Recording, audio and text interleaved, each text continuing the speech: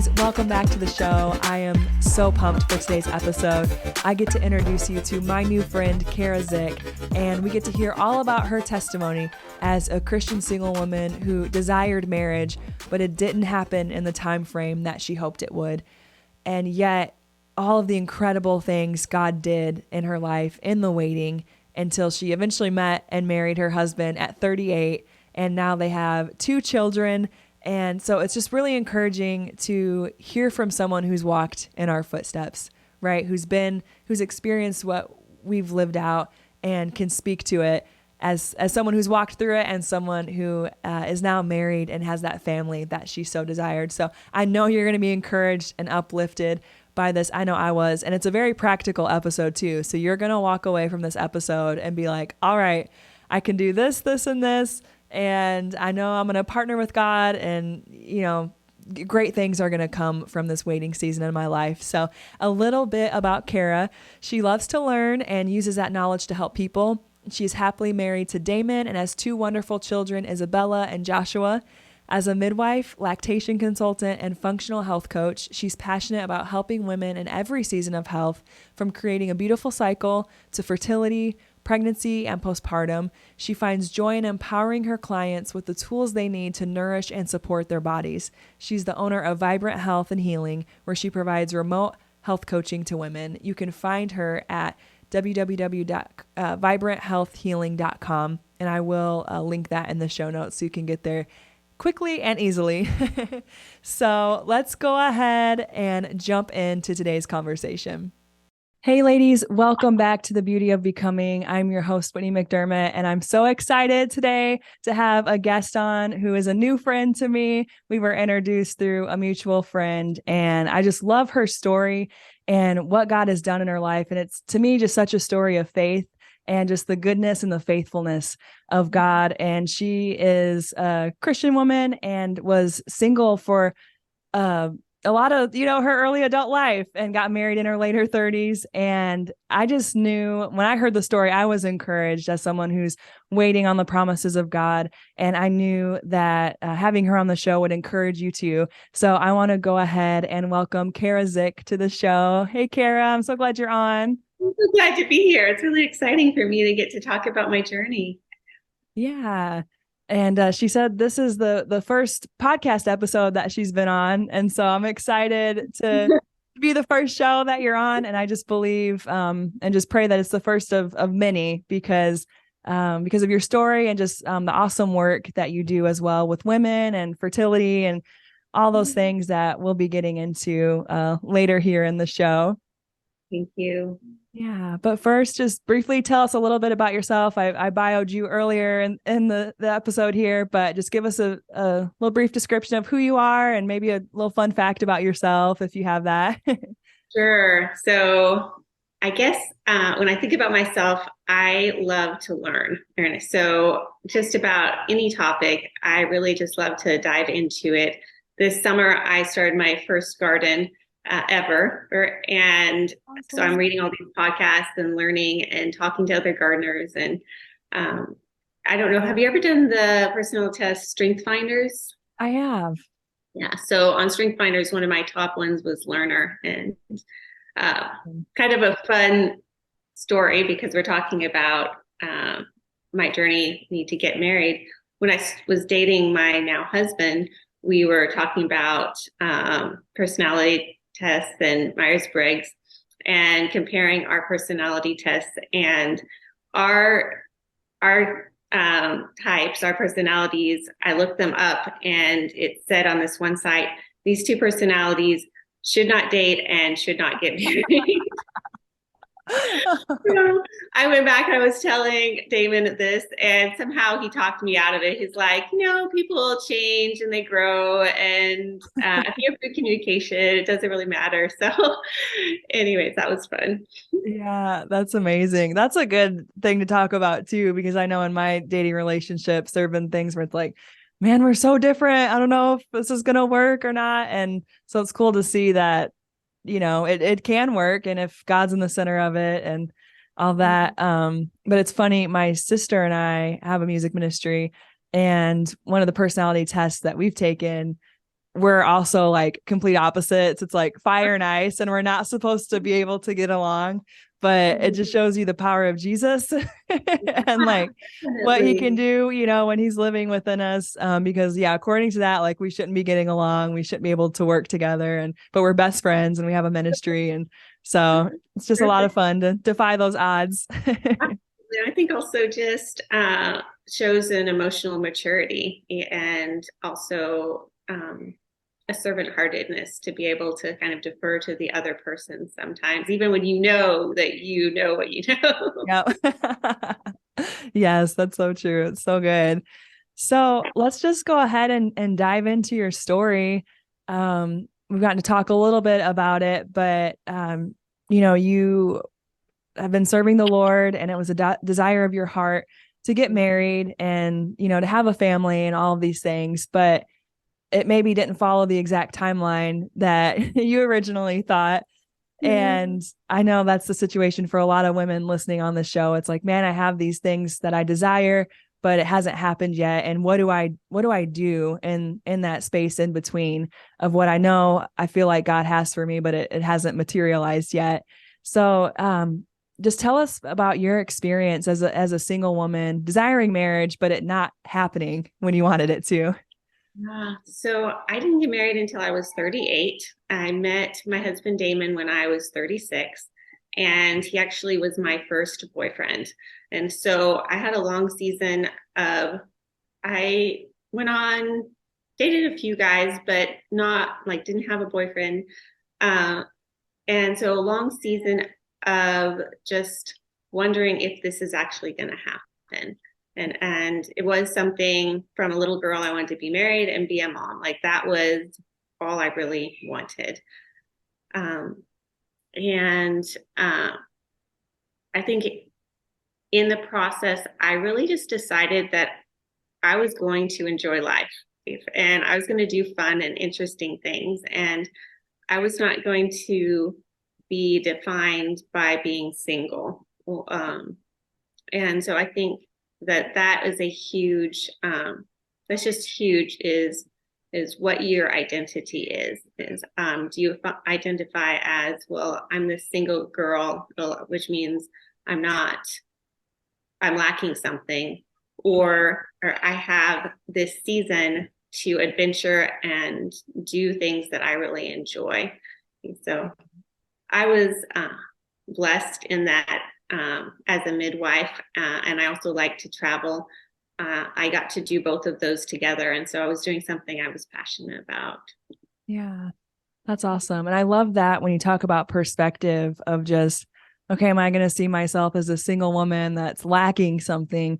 Or am I going to see this as actually, this is an opportunity where I'm not tied down with a spouse and a family, which are good things, but I'm not tied down to those things right now. So I can, spend my money how I want to, and I can travel, or, I can do all these different things. And even I know for me, sometimes like, it's nice to have a guy around for like fixing stuff or, like those kinds of things. And I can sometimes when something breaks or whatever, it's like, man, if I had a husband, he could fix this. But instead of taking that approach, being like, well, there's YouTube, like I could actually learn how to do this myself. Or, I have a great network of friends who can come over and help me with it. And I think that is such a key component of finding contentment and where we're at, is just simply our perspective of, how am I going to view the situation as lack and God's withholding, or as, no, this is actually an opportunity for God to do some incredible things through me and in my life. And maybe even is something that's preparing me for future marriage. I think it's definitely preparing you. That there's a pastor and he says, God wastes nothing. He just gets you ready. And so whether it is like, I had a house, it was in Reading where I was living. And if you have a house, things break. And so I learned how to fix all kinds of things. And then I made some great connections with handy people, like you were saying. And I think it opens doors. Yeah, definitely. I love that. So what brought you, was there like a certain situation, or was there this like encounter with God that you had where you finally did come to that decision of like, okay, I'm not gonna see myself as like a poor single girl. Like I'm gonna really make the most of this. Was there like You know, any? it was really a journey. And I would say in my 20s, I was more just of an attitude of sit back and this is going to happen. It's out of my control. Well, I really can't do anything about this. And then when I got to my 30s, I just in life in general, I think my perspective changed to more of in life, we get to partner with God. And if there are desires in our heart, or like getting married, like having children, which does have a little bit of a time zone on it. And when you get to your 30s, it can feel like that is shrinking down. And if you want more than just one child or believe that, I don't know, as a midwife, in the obstetric world, 35 is like you're a geriatric after that. And it's really not true, Yeah. but it can feel like, oh no, oh, my options are getting small. And so in my 30s, I really started this process and journey of partnering with the Lord on, okay, I want to get married. What is it that I need to do for this to happen? And I also wanted to be pursued, which I think that I have redefined in my mind what it means to be pursued. But I kind of was asking the question, okay, so basically, what do I need to do to make guys pursue me, right? Yeah. And the answer really would be you need to be desirable and you need to be pursuable. So, but also not just pursued by anyone. You want to be pursued by the guys that you're interested in and attracted to. Right. So, and I think this is true for a lot of people, but I pretty much could talk to any guy, anyone, unless I was interested in them.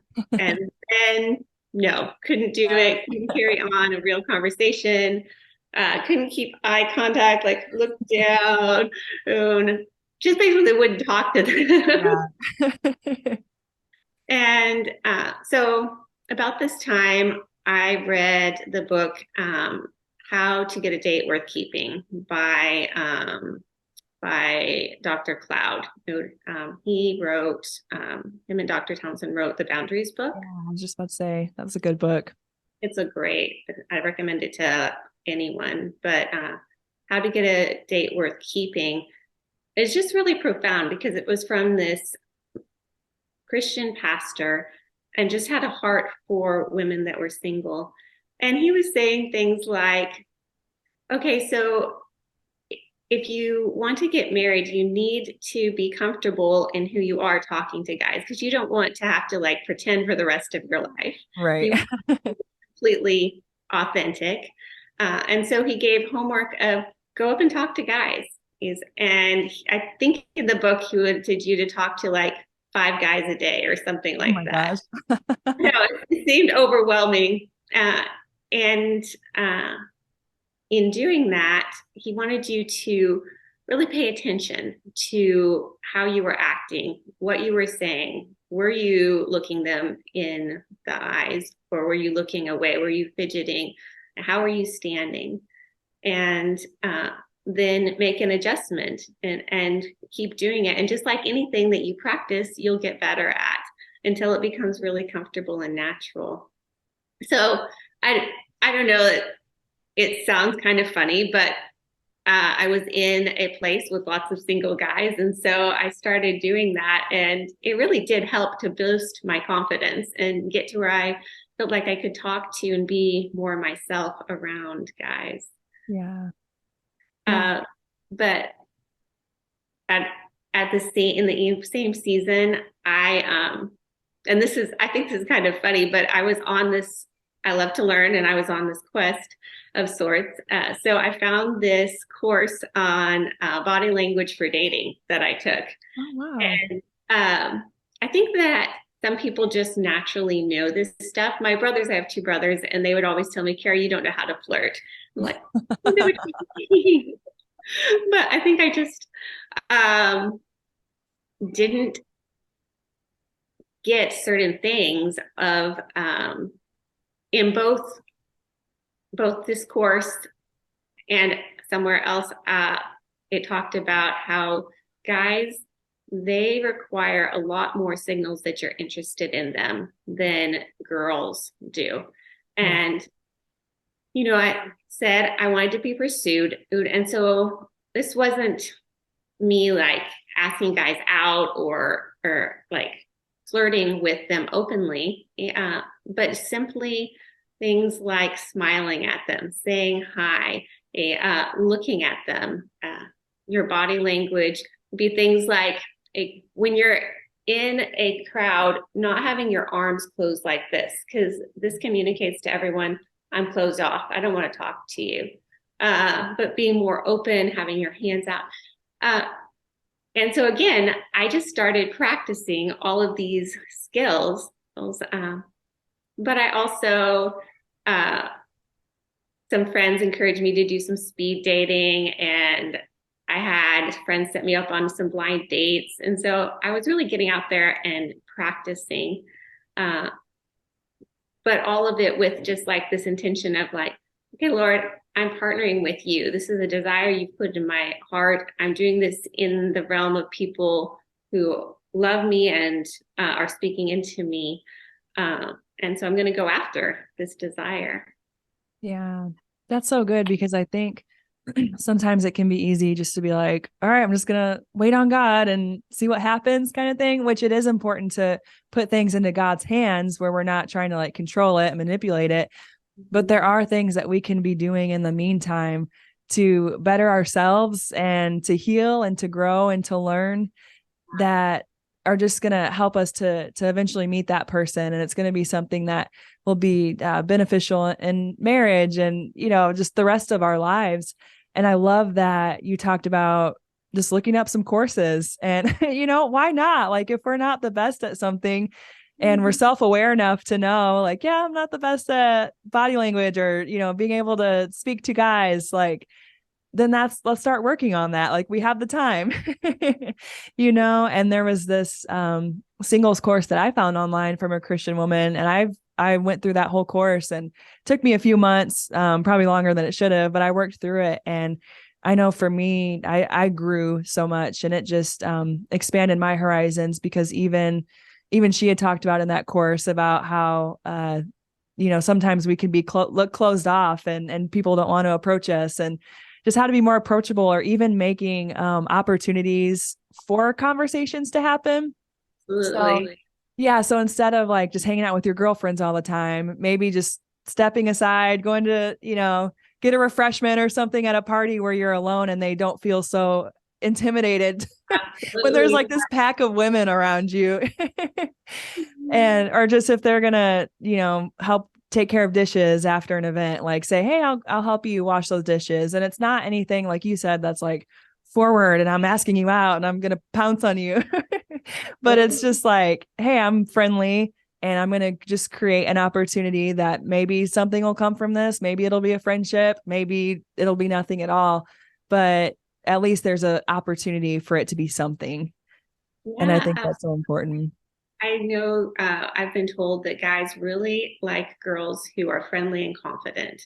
And so if you can combine those two, even if you're acting like, even if we don't feel super confident, you'll get there through just as getting out there and being friendly. And I think that one key is just to realize that if you like are putting the other person then in mind, and so if you're trying to make them comfortable, if you're asking them interesting questions, but also are carrying on an interesting conversation with them, that's really helpful to guys. Is that they also, I think that also boosts who they are, and to talk to all kinds of people. Also, not just well, for me, it was just the guys who I wasn't interested in, but not just maybe the guys that you are interested in. Yeah, that's a huge piece of advice, because that's what I've learned too, is just as people, we love to talk about ourselves and share our experiences. And so if conversation is something that maybe is a little difficult for you, just ask the other person about themselves, and that will just automatically start the conversation. And it makes it a little bit easier on you. And then all of a sudden you have like, you can start sharing your experiences, and it really helps to get the ball rolling. But I feel you when I'm like at the gym or something and I see an attractive guy, I'm just like, oh, look the other way, go the other Yeah. way. So next time, maybe just say hi. Yeah, I will take your advice, and I'll just smile and say hi next time. But are there some other things before we move on that you had talked about when you are desiring marriage, like become desirable and become someone that like someone would want to pursue? And I know we've talked about like the body language and conversation and things like that, but were there any other things that? So I really think uh, being an emotionally healthy person is huge. And I think that's even more huge when you become a parent, because uh, how emotionally healthy how you are is how emotionally healthy your children are going to be. Wow. So if that means doing counseling to work on things in your background, if it means just having a mentor or reading good books, and then knowing what you need and want in somebody. I had this, I know girls have these lists, but I had this list, and it basically was three things. And I wanted someone who was super kind. Mm-hmm. And I knew that that was something that I personally needed. I wanted someone, and so this was my prayer, and I feel like this is probably the epitome of a selfish prayer, but I was like, Lord, I really like to marry someone who is less selfish than me. So, and it works out really well if they're less selfish. Right. You can work on yourself, but you can't work on them. But becoming just less selfish myself, both making sure that my heart was kind towards people. Well, and then I really wanted someone who was willing to do counseling, counseling with me, counseling on them on their own, just that shows that they are a healthy person wanting to grow and mature. And I found, or the Lord gave me all three of those in my husband. But I would just really say, going after the things that you want to see in someone else, and make sure you have those in yourself. Yeah, I love that, because I feel like a lot of times we attract like what we are, if that makes sense. Or so if we're just even if, maybe we like a lot of drama or gossip or stuff, we tend to attract the people that like drama or gossip. Or if we're emotionally unhealthy, like we're typically attracting people that are emotionally unhealthy. And so, yeah, I think it's so crucial to just become the best versions of ourselves, because ultimately, like, then God will bring someone into our lives that is emotionally healthy and stable, and everything that we're trying to be. And even I've made it a practice with, like, I know you've talked about like speed dating, and I'm going to add like online dating in there. That's like, the new thing now. Even when I'm like doing online dating, I make sure in my profile that it's like, I'm a Christian. I mention Jesus. I even have like, I'm a worship leader and stuff like that, to kind of like weed out, some of the guys that really aren't looking for that. And there's even a setting where you can, only guys that say they're Christian can like reach out to you. So even I have that on, and just really try and filter it down, because it's like, I'm not trying to cast like the super broad net to get anybody. Like you said, like I have some very specific things I'm looking for. And the main one is like, they just have to love Jesus with their whole heart. And so even just, I think that's important too, as we're dating, not just like dating to date, but really, figuring out what we want, what we're looking for, and then making sure like we're communicating that in our dating process. So I really am impressed that you're doing online. I did not want to meet someone online. Yeah. I'm like, my hands up, no. And a good friend of mine bought me 6 months of eHarmony and was like, Kara, I know this isn't like your ideal, but if you're happily married, what does it matter how you meet them? Right. I really had to work through that with the Lord of just like laying down my ideal of what it would look like. Yeah. And I think even who it would look like, and trusting him that he has good for me. And so I think that's awesome. In the book How to Get a Date Worth Keeping, he also says like hey, get online because that's where guys are. And to what you were saying about having narrow, I think there is a tendency when we are dating to do what I would call wishful dating. And to me, that's like you go out with a guy or you talk to a guy, and in your mind, you make him all these things that he really isn't. Mm. And so just being able to be honest because you want him to be so bad because you want to find that guy. And so just being careful to keep your thoughts in a good place, not to go down that road of fantasy. Mhm. And just being honest about, yeah, this guy is really awesome, but he also has these things that I'm not sure are where I'm at. Yeah, that's so good because I've like done that myself where I'm just like, well, he has potential or like it could, work out well and it never ever does. And I heard a pastor say one time, he's like, when someone tells you who they are, believe them. And it was in the sense of like, for instance, there have been guys that I've talked to where they're like, yeah, I'll ask about their relationship with the Lord. And they're like, yeah, I mean, it's not where it should be. It's something I really want to work on. And just taking that at face value of like, okay, that's where they're at with the Lord and not doing the wishful thinking of, well, maybe I can help like lead them that way or our relationship will inspire that or, like just leaving it, taking it at face value of, okay, that's what they said is where they're at. And so I have to like take that as reality. And even like one guy had told me, because I'm like a very like motivated, energized person. I get stuff done if you couldn't tell. Like, and this one guy just kept making a joke about like, yeah, like I would do this, but I'm too lazy, or I would do that and I'm too lazy. And as we continue dating, it was like he was a very unmotivated person and it just like wasn't gonna work out. But I was like, oh, he's just saying that, or, but actually it was like, man, I wish I would have just taken that at face value and realized that, hey, maybe we're not like the most compatible. And it doesn't make one of us good or bad, but it's just there's incompatibility there. Sure. Yeah.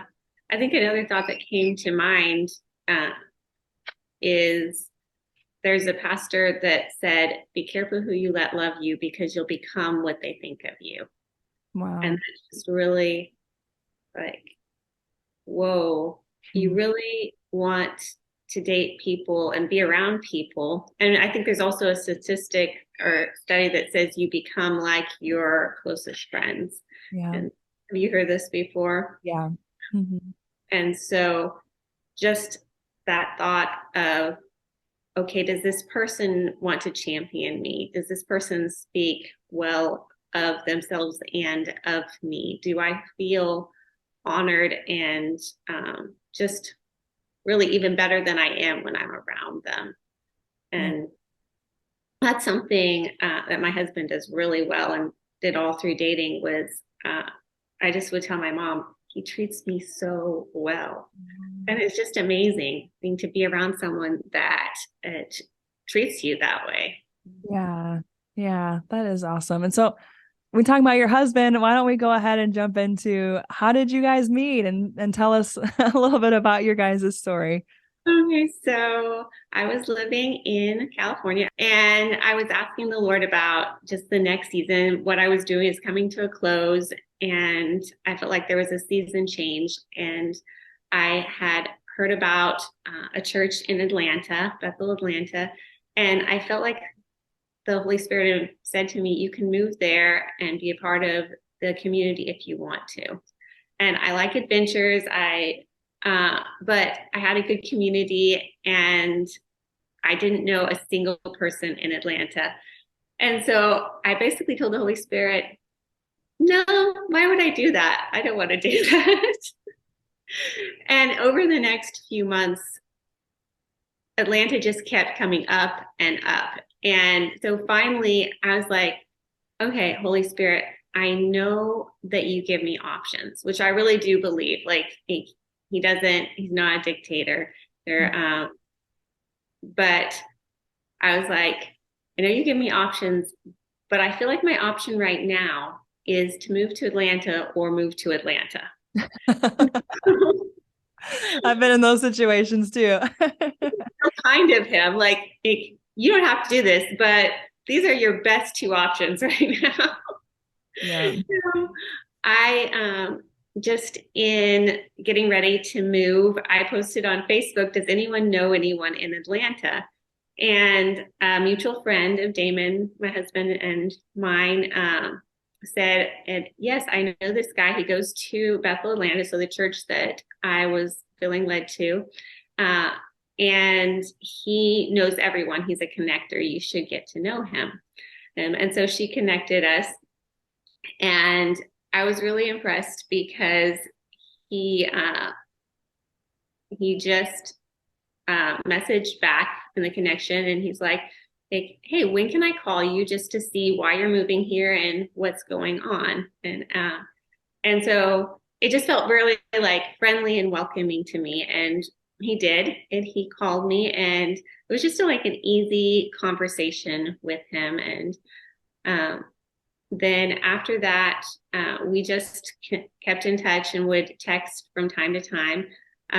He would text me, and then when I moved there, we made plans to get together. And he's like, hey, I would like to show you Atlanta.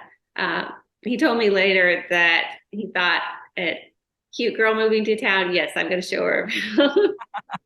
I love it. He took that opportunity. And ran with it. So, and yeah, so he was, besides the people that I moved in with, he was the first person that I met in Atlanta. And we went and had some Mediterranean, and then that place closed down, and we went to Starbucks, and that place closed down. And so it was just really, but even at the time, I wasn't thinking, oh, I'm going to date this guy. I was just thinking, I feel so comfortable with him. And then the next day was church, and I had connected with some other people. So I sat with him and a group of his friends, and then we just kept being friends over the next about 5 months, and just like texting a lot. So I was going to go home for a little bit of time, and I was trying to figure out, my roommate was going to be gone, and I was like, who can I get to pick me up from the airport? And this was very not like me, because I don't ask guys to do things. But I was like, the person that I really am becoming the best friends with here is Damon. And it was kind of like this challenge. And Kara, why would you not see if he can, like, there's no big deal. Well, and so I asked him, and he picked me up from the airport, and it was just a really great. And after that, our relationship felt like it got just a little bit more serious, like exploring. And then I traveled again, because I like to travel. And about a month later, and he volunteered to pick me up from the airport this time. And when we got back to my place, we were sitting on the front porch, and he started asking me some really serious questions, like, so tell me about your dating history, who you've dated in the past. And it was really humbling. I think I was a little embarrassed to say, well, I've never had a boyfriend. But we just were able to talk through, and he talked a little bit about some relationships he'd had. And he's like, well, would you like to go out with me? Mm. And Whitney, my response was, I don't know if I want to or not. Oh my goodness. It's just terrible and doesn't give a guy any confidence. But Right. he was so great. He said, okay, well, let's just go out a couple times and see how it goes. And uh, yeah, so that was fun. And but I think just like the Lord had invited me on this journey, and I had done lots of adventures, and in each one thought, well, maybe I'll meet my husband here, and moving to Atlanta, of course, that was in the back of my mind, Mhm. but it had also not happened to this point. So it was also in the back of my mind. I wonder what other good things he has for me in Atlanta. Like, what is this going to lead to? Because each aspect of my life had led to something else really fun. So Right. uh, just that, like, trusting the Lord on that adventure. Yeah. Yeah, that's so good. I love that because as you were talking about, like God does invite us to partner with him and things and gives us options of like, yeah, that's a good thing, you can do that, or that's a good thing, you can do that. But then also recognizing the difference of when, like you said, it was move to Atlanta or move to Atlanta. And there are those moments where it's like, okay, I know I could do something else, but I'm like really feeling strongly that I need to do this. And that's something that the Lord has really been working on in my heart has as this idea of just like, will you let me take you to the unknown? And he actually gave me a song called Take Me to the Unknown, and it's just about going where we haven't been before, and there's no map to this, right? But he's leading the course, and that's been his invitation to me, especially this year, of just like, do you trust me enough to like take me where you're not sure where the road's going to lead or where it's going to end up? And it's been a little back and forth at times, but my heart is yes, God, like I do trust you and I do want to go those places.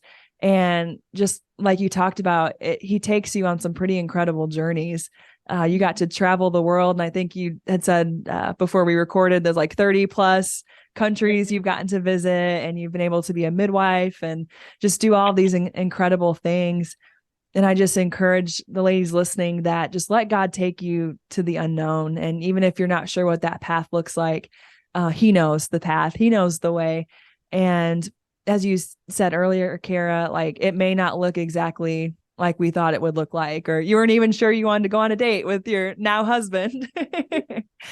And there are just so many ways, we can meet people, and, like the online dating or offline or any of those things, like just being open to God, what is your story for me? What's the story that you're writing? Because I've found it's often not the same story I've been writing in my head, but it's always so much better. And I think, Carrie, you would agree that your story's so much greater than you could have written for yourself. I wouldn't have chosen to wait till I was 38 to get married, but I am so glad for the experiences that I had, and getting to travel as much as I did, and just who I am in, yeah, who I was getting married in my late 30s, and now being a mom in my early 40s. I know that I am a different person, and I really think in a lot of ways it's made marriage a lot easier here, because of the growth that we both have put into our lives before we got married, and saying yes to what the Lord had for us in our single seasons. And I know it's changed how I am as a mom, which was the desire of my heart, or to be a mom. So yeah, I really am thankful. I was just listening to a pastor talk about Proverbs 3, 5, and 6, and it says, trust in the Lord with all your heart.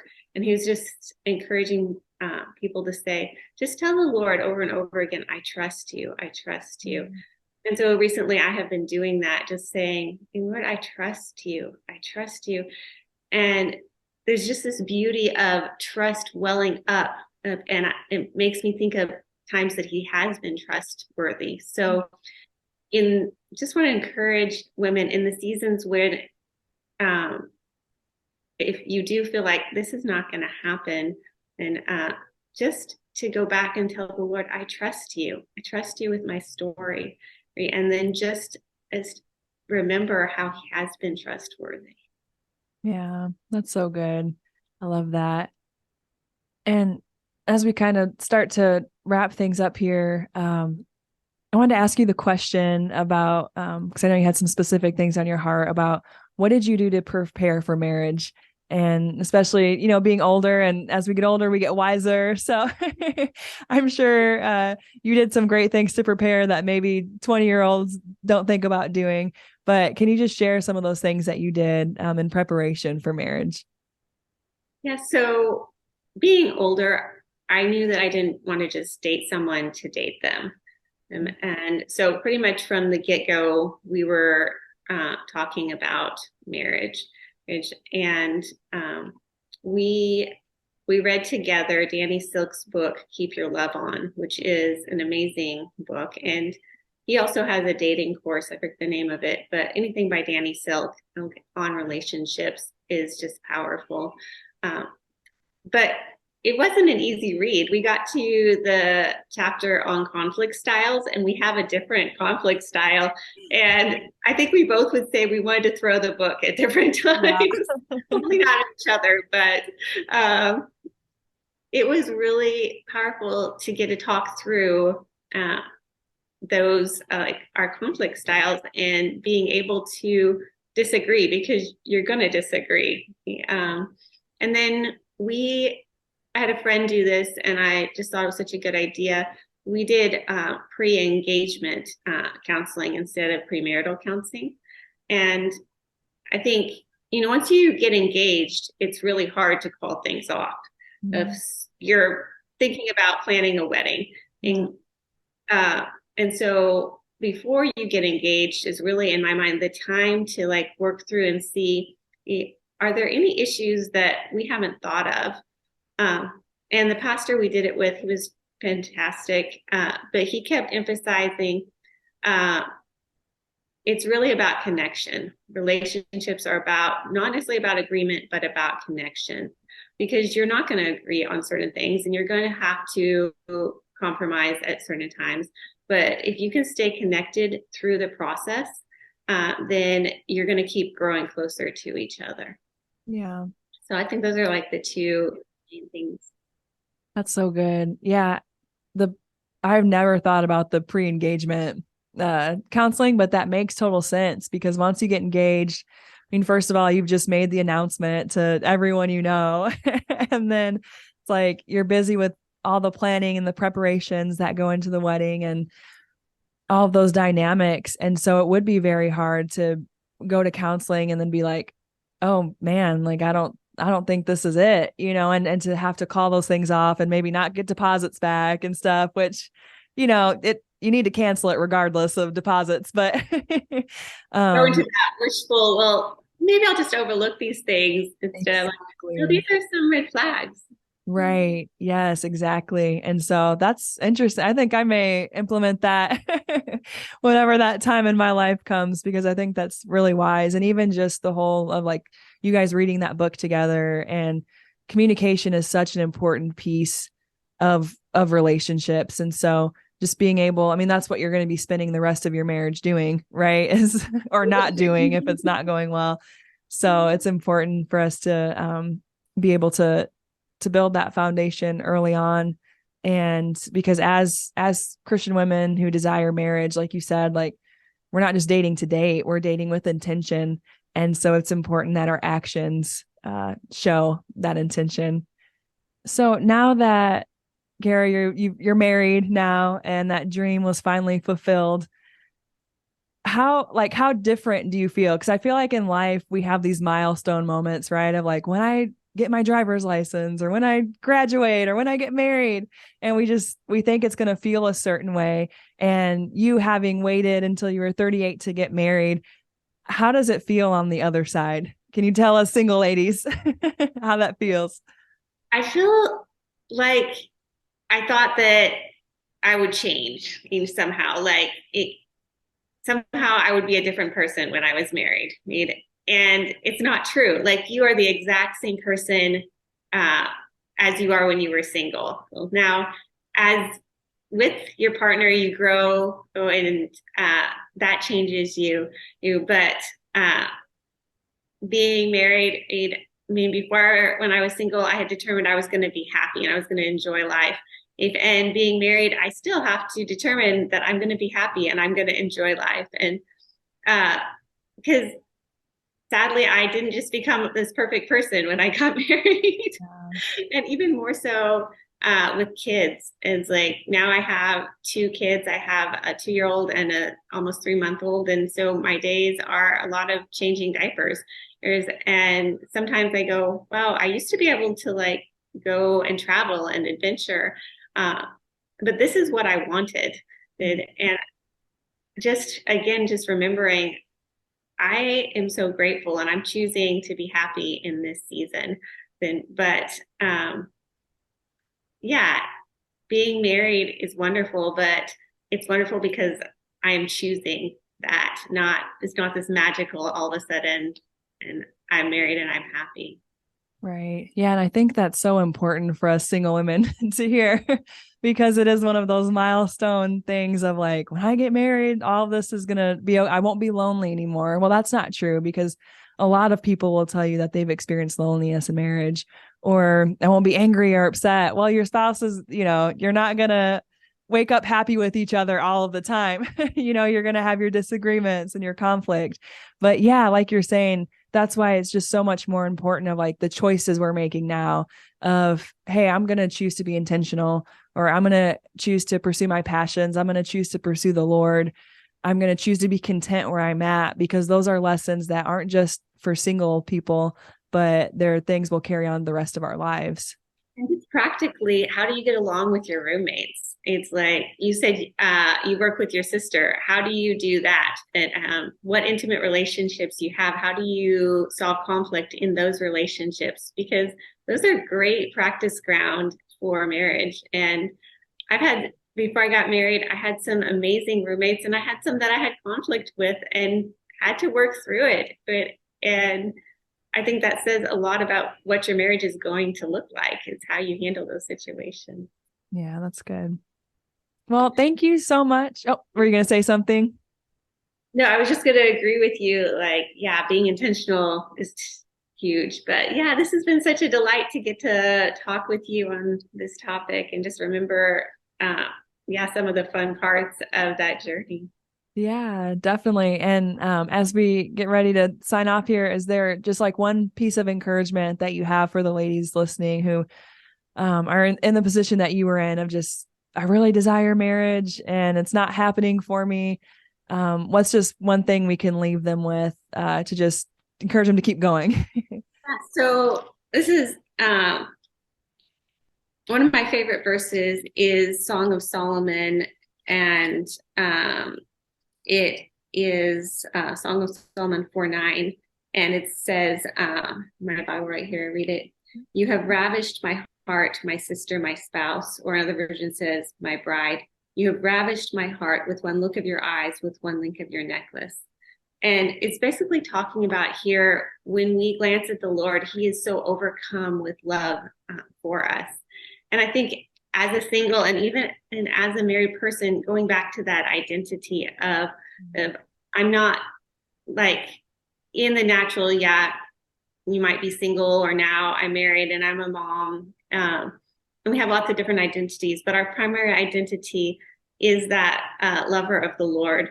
And when we can stay in that place and let him fill that place, then it's really a beautiful thing. And it helps with those other longings. It helps with those times of loneliness. And so I would just encourage women to make that like their daily habit of just glancing at the Lord and knowing how much he loves you and that he has so many good things for you.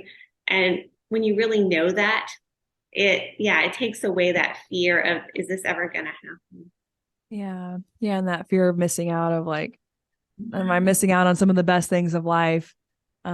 Because there are a lot of great things that God can bring to us and do in us. And I know that's something that on and off throughout my singleness I've struggled with is like feeling lesser than because I'm single or because I'm not dating someone. And the Lord's just really had to work on my heart that like, if you're dating or if you're not dating, like you're just as valuable of, you're still my daughter. Like you're just as valuable. You're just as lovable.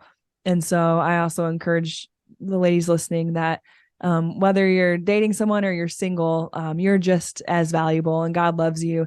And like Kara read, like God is so in love with us when he looks at us. And so walk in that identity as you allow him to take you into the unknown and take you to some pretty incredible places. So thank you so much, ladies, for joining in on this episode. I hope you were as encouraged as I have been having this conversation. And thank you again, Kara, for coming on the show. All right, ladies, we'll see you next time. Thanks for listening to the Beauty of Becoming podcast. If you've enjoyed today's conversation, let me know by leaving a positive rating and a comment of how God used today's episode to speak to you. And don't forget to subscribe to the show wherever you listen so you're notified whenever a new episode is posted.